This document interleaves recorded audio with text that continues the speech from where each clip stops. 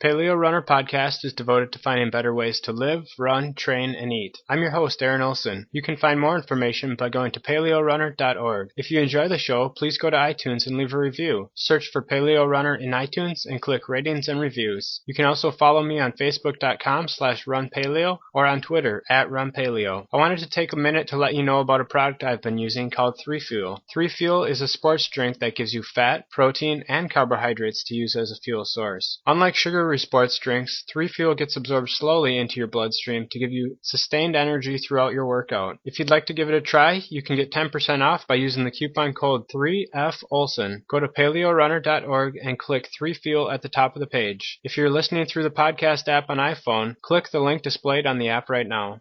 My guests today are Keris Mardsen and Matt Whitmore. Keris Mardsen and Matt Whitmore own a group training and nutrition company known as Fitter London and Fitter Food. They are passionate about enhancing people's lives through the power of nutrition and exercise. They run weekly classes, workshops, and group health transformations, encouraging people to adopt a more primal approach to nutrition. Keris is a nutrition geek, while Matt loves cooking and being creative in the kitchen. They've just released a fantastic cookbook called Paleo Primer, a jumpstart guide to losing body fat and living primally. Matt and Keris, thanks so much for being part of the show. Thank you for having us, mate. Thanks for having us. Yeah, it's great to have you on. Tell me a little bit about your background. How did you guys get started with the paleo diet? Take this one. Basically we run a fitness and nutrition company, as you've just said, and hang on a second. I became a personal trainer about 5 years ago and launched Fit London with Matt, and we're very much about sort of exercise. We're really big fans of kettlebell training. I don't know if you've ever done that. I haven't done it, but I've heard about it. I mean, I know what it is. Yeah. It sounds interesting. Yeah, we love it. I mean, I used to do sort of running and cycling as well, but I really sort of, we did a lot of kettlebell courses and we really enjoyed it. So we launched a group training company based on kettlebell training and classes running every week. And it was a friend of ours. We were sort of interested in nutrition, but we were more towards sort of, sort of standard government nutrition, public health nutrition. We thought things like, porridge and stuff were what were traditionally deemed healthy. And a friend of ours in the gym mentioned paleo diet to us one day. He was just in great shape, and I said, "What are you doing?" And he said, "Yeah, check out paleo diet." And I went off and ordered Rob Wall's book and Lorraine Cordain's book and just started to read up on it. And instantly we sort of changed our breakfast first, didn't we? And we went to more of having things like eggs and even sort of dinner from the night before. And both of us just saw a big difference immediately, and everything from our body composition to our energy and our skin, and for me, digestion, because I'd had sort of a big struggle with IBS for a few years. So that was a great benefit for me. And then we've just taken it from there. We've continued sort of following Mardsen and the primal approach, and looked at introducing dairy. And now obviously you've got some great podcasts out there and blogs and articles. So we just continue to evolve it really with the more that we learn about paleo nutrition. And it's also great that they now share a lot of information about sort of beyond nutrition, about lifestyle and stress and sleep health as well. And that we've really benefited from that as well. Oh, yeah, big time. So did you guys both come to paleo at the same time? Keris converted a little bit sooner than I did. I mean, I was a little bit ignorant, I suppose, and I suppose it was the biggest factor was there were a lot of things I didn't really want to give up because I liked them. But at the same time, I had issues myself in terms of like digestive issues, IBS. I kept breaking out in rashes. I had a few intolerances to foods that I was eating in excess, and eventually I kind of just took Keris's advice, and within 5 days I felt the difference. Wow! And that was it. I mean, once I felt as good as I felt within the first week, there was no way I was turning back. I mean, my bloating had gone, my energy levels were through the roof, and the rest is history. I've never looked back. Yeah, it's pretty amazing how powerful it is when you just change a few things about your diet, tweak a few things, how powerful it can be, and how you feel and perform and things of that nature. How did you guys go from just being paleo enthusiasts to coming up with the idea of writing a cookbook? Because we run a group training company and we have sort of individual clients as well, we started to take all of those on a sort of primal journey with us. And we noticed a few things that are sort of barriers to them changing, and some of it was not fully understanding why we were sort of encouraging them to eat that way. It's fine for us, we read all the books and we're sort of involved in this all the time, but it was some of the concepts were a little bit hard for them to grasp. And then the next thing was that they, I suppose, simplified it and just thought we were saying eat meat all the time, meat and fish, and salad. And it's not really like that, because when you look online and some of the books we were reading, there's some really great sort of recipes and people have got really creative with paleo nutrition. Mm-hmm. And also ourselves, we worked long hours and we got good at some really quick, simple sort of meals in minutes. And we actually just started to write it for our clients. We just started to put together, I think we said we'd do about 50 recipes for our clients with a bit of information about why to eat that way in a little ebook. And we showed it to a couple of friends, and one of them said, "That's not an ebook, that's a book." I'd got a bit carried away with the nutrition information, I think, and Matt got a bit carried away with the cooking. So it was getting bigger and bigger and bigger, and yeah, they sort of planted the seed that, you know, we could go off and actually try and get this turned into a book, and that's what we did. Okay. Yeah, you know, I really like how you mentioned that you came up with this idea of meals in minutes. And, well, the first thing when I got the book is it's printed on sort of like notebook paper, and it has a ton, like every page has a picture on it, which is great. Some cookbooks don't have a lot of pictures. But this, and the way it's printed and the way it's laid out just really makes me want to try a lot of the different recipes that you have in here. And they seem so simple to make. Yeah, I mean, we wanted to go for a bit of a scrapbook or, you know, notebook kind of feel with the book. You know, we wanted it to be quite homely and give the impression that we'd almost handwritten it, if you like. Mm-hmm. And what you mentioned just there, one of our pet hates is cookbooks that don't have pictures. Right. We think it's so important to have like a really nice picture of what it is people are about to you know, take the time to cook. So we made sure we had a picture for every recipe, didn't we? Yeah, that was non-negotiable. Mm-hmm. So your book is called The Paleo Primer. So tell me a little bit, what is it, if someone's just tuning into this podcast for the first time, give me a quick overview of what you think was so beneficial. What is it that helped you feel better and get rid of your IBS and just perform better in the gym? What are some of the basics? Well, I mean, because obviously the initial thing for me was cutting out a lot of the processed foods. You know, whilst I felt I was being healthy and eating wholemeal pasta, wholemeal bread, things like that, you know, actually they were causing me good. Mm-hmm. So I think, you know, just dropping out the processed foods, replacing it with really good quality, like single ingredient, whole foods, and just being a bit creative with the, you know, with the recipes that you make. It doesn't need to be complicated, you know, just getting some good quality meat or chicken and whack it in a pan with a load of vegetables and some spices and a good quality oil, and, you know, it tastes really good and is completely natural. So for me, I wouldn't say the transition was easy, but, you know, I just kind of took it step by step. Like, as Keris mentioned earlier, I'd start off with breakfasts, and then saw it as a bit of a challenge to be a bit more creative with our evening meals and finding ways to replace those food groups like pasta and bread, you know, with more natural food sources. And I mean, like I said, it's when you experience the benefits, I don't know, it's that feeling, actually knowing that what you're doing is working, that it just made it really easy for me. Mm-hmm. Yeah, I think also I was going to say that the foods that you're eating are the most nutrient dense foods. That's what the paleo diet is pretty much about. So that's why you start to feel they're foods that support, you know, good gut health. They're foods that nourish your skin, and they're foods that, you know, can be easily, you know, sort of absorbed for energy. So that's why a lot of people experience, you know, benefits in sort of every aspect of their health when they switch to this mode of eating. Mm-hmm. Well, let's get into some of the meals. Pick out a couple of your favorite meals. One thing that I really piqued my interest was the Scotch egg. I've never made one of those. I've had one time before, and it was amazing. What is that process like? And then tell me a couple of your guys' favorite meals. It's so funny you mentioned the Scotch egg. Everybody mentions the Scotch egg. It's I mean, do you guys have Scotch eggs in America, or? There's a pub in Minneapolis where I am, and they have them, but that's the only place that I've ever seen them before. Okay, I mean they're pretty big here in the UK, and I grew up on them. My nan used to cook them all the time. Then my mum used to cook them, and so I mean, traditionally they're not that healthy. They're coated in breadcrumbs and then they're deep fried more often than not. Whereas I mean, as you can see in the book, we coat them in ground almonds and we oven bake them. Mm-hmm. So I'd actually say that is one of my favourite recipes in the book, mm-hmm. just for pure ease. You know, you can cook those in bulk. They're great as a breakfast. They're great as a snack. You know, they're even great as a quick dinner with some salad or some vegetables. So yeah, it's definitely one of my favourites, as well as the man maker pie as well. Because again, you can just cook it in bulk, and you can freeze a load or whack it in Tupperware boxes and have for lunches throughout the week. Okay. How about you, Keris? Tell me one of your favorite meals. Well, if I'm being good, I'd say something, one of the fish dishes, and you should try the mustard seed salmon. That's been really popular with our clients and some people on our page.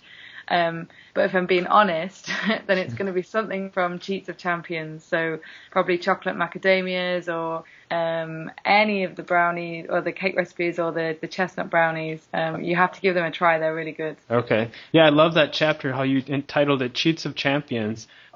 People think that when you go on a paleo diet that it's, at least people I've talked to say, I could never do that. It's too depriving of, the tasty foods. But, some of the things you have on here, like plum cake and dark chocolate almond cake, how do you go about incorporating a paleo approach to these more dessert-like items? Well, a lot of that came from my mum. She's great at sort of baking cakes, and she we'll take sort of standard recipes for things, and then we'd have a little bit of a chat, and I'd say, we could use coconut flour, or we could use almond flour, any of the nut flours really, and then swap in honey instead of refined sugar, or even coconut sugar. And we still sort of say to clients, it's about sort of getting as many nutrients into it. Even though it's a cake, you can use butter and get some good nutrients in there. And then the rest is about portion control, and maybe just not having them as a daily thing, obviously. So we just try and keep them to the weekend if we can, or after a hard workout. It's probably best. Mm-hmm. One of the healthy snacks that you mention for the recipes that you have in the book is homemade kettle chips. And since I went paleo, I haven't had potato chips anymore, but these look pretty amazing, and they look like they could be a healthy snack. Tell me how you came up with those. That was your idea, that, wasn't it? Yeah. A lot of people say they miss crisps. Well, we call them crisps here, but you call them chips. Mm-hmm. Basically we just started slicing up vegetables into really thin slices and putting them in the oven. And I think actually there was sort of an accident in that I wandered off and left the oven on for a bit too long.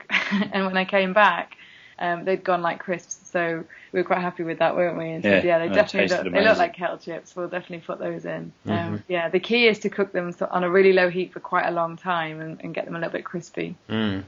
You have a couple recipes in the book that include liver, and I had actually never had liver until I went on the paleo diet. I heard about how nutrient dense it was. Tell me about how you cook liver so that it actually tastes good. Well, sometimes we just cook it with a little bit of bacon and some eggs and have that in the morning, just pan fried in some coconut oil. But I actually normally cook liver as if I was doing like a steak stir fry, if you like. So I chop the liver up into strips and cook it either some butter or some coconut oil, as well as along with some smoked paprika, some cayenne chili, a little bit of garlic and salt, and it tastes amazing. So just get a load of herbs in there, spices, and it really does taste awesome. But it's something we're still struggling with today. We love liver, but it's quite hard to convert people to eat organ meats, which is a shame because it's really cheap and it's packed with nutrients. So, but it's a bit of a job. We suggested dipping it in a boiled egg is one way that I quite like that, but we haven't had that much success with clients, have we? Oh yeah, I saw that recipe. That looked great. I'm gonna try that. How about carbohydrates? A lot of your meals don't have a lot of carbohydrates. Are those something, as you're working with your clients and doing a lot of intense exercise, are those necessary? The thing is, we are very much pro carbohydrates, and I think questions we get a lot is, I think people assume that the paleo diet is low carb, when it's not. The body needs carbohydrates, the body needs glucose, but it's obviously what carbohydrates you're eating and how many carbohydrates you're eating. So most people today eat too many carbs. So it's just about, getting people to reduce the carbs that they're eating and just making sure that they're eating enough to complement their activity level, so that they can train hard and recover effectively. Mm-hmm. Obviously in the book, there's things like the sweet potato wedges, other root vegetables in the kind of like the side dish section. But yeah, absolutely, people definitely need to be eating carbohydrates, but just getting on top of portion control is a big factor, isn't it, when we work with clients and stuff? Yeah, and also, I mean, that's why we put in Mark Sisson's his carb curve, just to give people a starting point to start to assess, what their needs were and where they should sort of pitch their daily carb intake. And also, I don't know if you're familiar with Paul Jaminet's work, where he sort of suggests using white rice as a base, just getting some safe starches in your diet. And that was something I only sort of came across in the last year. And I definitely think when people are doing intense exercise, you've got to start bringing those sort of safe starches in. Else, they tend to run into issues sort of long term. There's only so long they can maintain a low carb, high fat diet and do this sort of intense exercise. Right. Yeah, I had Paul on the show. Actually, it was my first podcast, and he mentioned that in his book, I think he says you need around 20 to 30% carbs. You don't need to do the traditional 50 to 60% that most Americans eat, but having some amount of carbs in your diet is going to help your body function optimally, but you don't need to overdo it. Yeah, absolutely. Mm-hmm. So let's talk about, you have a chapter called Caffeine, Chocolate, and Alcohol. That's the one that I always get. Are those foods okay to eat on a paleo diet? It's just individual choices. Again, it's what we wanted to do was just sort of explain to people that there's some benefits to chocolate, but you really need to be looking for a dark chocolate and a good quality one. And again, it's on I love Paul Jaminet's apple, where he puts it in the pleasure foods section, and so it's just something that you have little and often as a treat. And same for wine. Again, if people are willing to source, not wine, but any alcohol, and they want to include, sort of on rare occasions, and if they source good quality, there can be some benefit, as studies have shown. I think it tends to come more from the fact that people, get a little bit of a sense of, serotonin from chocolate, or they relax when they have a little drink. So I think that's probably where some of the health benefits come from. Mm-hmm. In caffeine is for us, sort of one coffee a day, absolutely fine with that when our clients sort of come to us and talk about caffeine. But you find most Londoners are having nearer to 6 to 8 cups of coffee a day, don't you? Usually. So again, it's sort of just getting people to take it back to being a pleasure food and something they really appreciate and drink in sort of decent quantities as well, rather than having a pint-sized latte every morning on the way to work. That's something we work on quite a lot actually with our clients is, rather than having, alcohol, caffeine, chocolate in excess is changing their relationship with those kind of things. And like Keris just mentioned, getting them to actually really appreciate them when they do have them. So ensuring that they get really good quality coffee, good quality organic chocolate, and, same goes with wine as well. And then actually enjoying it for what it is, rather than just kind of, getting 2 bottles of wine down you and a family-sized bar of chocolate, Right. So how are you guys able to find plenty of grass-fed meats over in London? How is that going for you? It's pretty easy now. It's something that, because obviously the paleo diet, I mean, I know it's pretty huge in America, but it's something that's only, I'd say in about the last 18 to 24 months that started to get really quite popular over here. Whereas, go back a couple of years, it was quite difficult to get hold of grass-fed meat, whereas now, any good butchers do grass-fed meat, and there's quite a lot of online suppliers now that do really, really good quality meat and poultry over here. So, yeah, I think we're doing quite well, aren't we? Yeah, I mean, most British meats are grass-fed, but what's tending to happen is that all of our supermarkets are full of imported meats now, and they do tend to be, they're even labelled now that they're cereal fed. So what we sort of said to people, like our clients and people that we've worked with, is just check the labels. But obviously we prefer that you go to a butcher and can ask a few questions about, where the meat is sourced from. But I think we're a bit luckier than you guys in the sense that the majority of animals are still farmed using grass over here.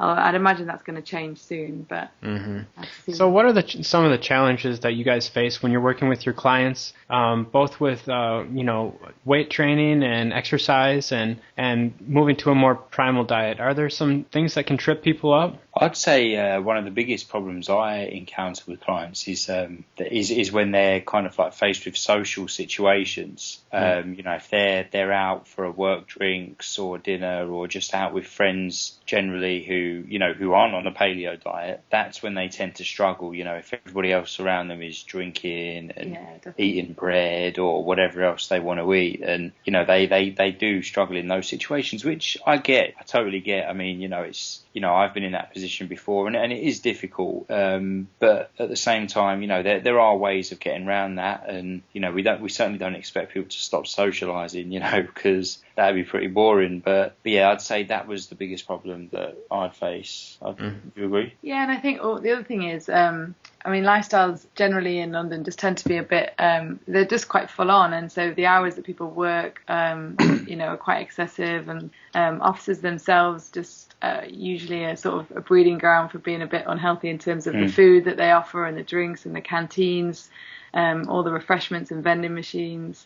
Often people struggle to get out of work on time to make a gym class, or they're asked to go to work early and have to miss their gym workout. And you know, in London it's all sort of tubes and buses to get around, so there's not much walking in the fresh air. So I think just generally city living and I think sort of London living just works against you quite a lot. But the more people sort of educate themselves and learn, you know, thanks to sort of podcasts like yours and others that are going out there, they're starting to make the adaptations that they need to, and starting to almost insist, aren't they, that they could have, you know, sort of a lunch break, whereas they've not been almost allowed one at work before. Yeah, but also, I mean, something that I think, you know, because obviously we try and promote paleo as a lifestyle, which it is, you know, like it's something that we took on, and it's certainly part of our lives now. Whereas a lot of people we deal with day to day, you know, if we was to say, I don't know, put them on a 28-day fat loss plan, you know,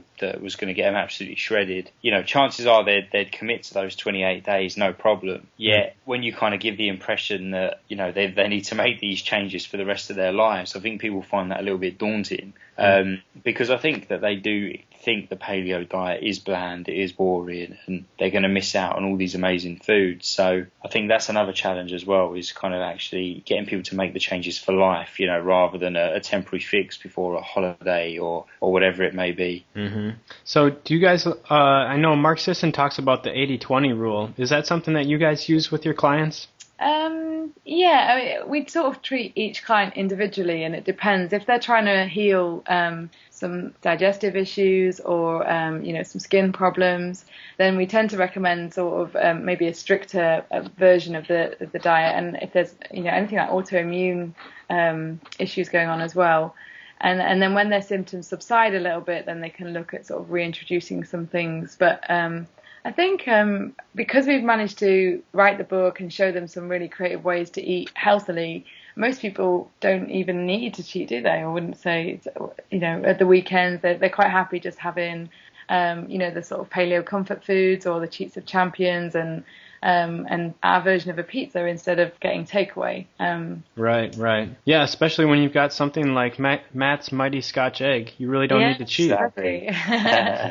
Well, you guys, this is going to be my number one book that people, when they ask me, okay, I get that all the time, how do I start with the paleo diet? You know, what are some recipes? And this is just a great book. It's got a lot of quick recipes in it. So I really appreciate you guys putting that out there. And thanks so much for coming on the show today. It's been great talking with you. Yeah, likewise, mate. Thank you for having us. It's been a pleasure. You've been listening to another episode of Paleo Runner Podcast. For more information, go to paleorunner.org. Thanks for listening.